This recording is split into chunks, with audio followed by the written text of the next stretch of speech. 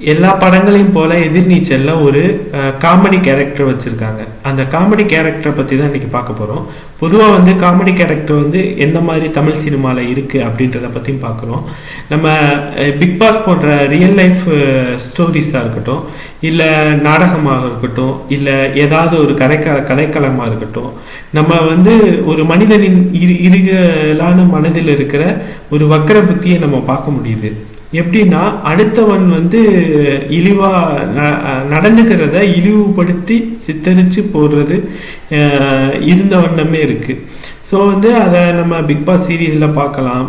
இல்லை நம்மளுக்குள்ளே நம்ம கேட்டு பார்த்துக்கணும். ஒரு சின்ன விஷயத்துக்கு சிரிக்கிறோம் அப்படின்னா அது எதுக்கான சிரிப்பாக இருக்குது அப்படின்றத நம்மளுக்குள்ளே நம்ம பார்த்துக்கணும். அப்படி தான் வந்து இந்த எதிர்நீச்சல் சீரியலில் வந்து தீபாவளி பண்டிகை அப்போ ஒரு பின்னாடி வந்து நெருப்பு பிடிச்ச மாதிரியும், அதனால் வந்து அவன் அவதிப்படுறத நாம் என்ஜாய் பண்ணுறது, ஒருத்தர் நோவுறதை வந்து அடுத்தவன் என்ஜாய் பண்ணுறது அப்படின்றது தான் காமெடி அப்படின்ற மாதிரியான ஒரு சித்தரிப்பு இங்கே இருக்குது. இது வந்து தமிழ் சினிமாவில் பல நேரங்களில் பார்க்க முடியுது. ஆனால் வந்து இப்போ இருக்கிற புதுமுக படங்களில் இது குறைந்த வண்ணம் இருக்கிறத நம்மளால் பார்க்க முடியுது. எடுத்துக்காட்டாக சர்பேட்டா படம்பலையில் வந்து ரோஸ் அப்படின்ற கேரக்டரை வந்து அடுத்து ஹீரோ லெவலுக்கு கொண்டு போகிற ஒரு இதை நம்ம பார்க்க முடியுது. அதை வந்து வரவேற்புக்கு உட்பட்டது தான். ஆனால் இன்னுமே வந்து ரியல் லைஃப் ஷோ அப்படின்னு சொல்லிக்கிற விஜய் டிவி சீரியலாக இருக்கட்டும், இல்லை இந்த எதிர்நீச்சல் சீரியலில் வர அந்த கேரக்டராக இருக்கட்டும், இன்னுமே வந்து காமெடியன் அப்படின்ற பேரில் அவங்கள வந்து இழிவுபடுத்துறது இதுதான் போயிட்டுருக்கு. இதை வந்து வன்மையாக இதெல்லாம் மாறணும் அப்படின்றது நம்மக்கிட்ட தான் இருக்குது. இதை வந்து என்டர்டைன்மெண்ட்டாக பார்க்குறது நம்ம அன்மெச்சூரிட்டியை காட்டுது.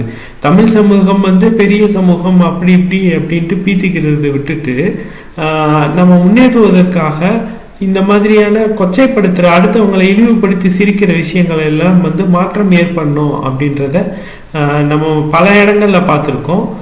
அதை நம்ம பிக் பாஸ் சீரியலில் கூட வந்து நம்ம வாட்டர்மெலன் ஸ்டாரை வச்சு இது பண்ணுறத நம்ம பார்த்துருக்கோம்.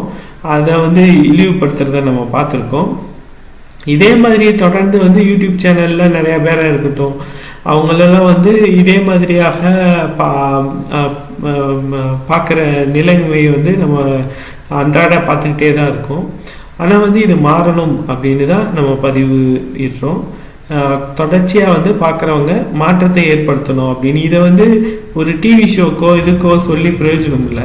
மக்களாகிய நாம் தான் வந்து இதில் மாற்றத்தை ஏற்படுத்துகிற ஒரு விதையாக இருக்கணும் அப்படின்றது என்னோட தாழ்மையான வேண்டுகோள். நன்றி.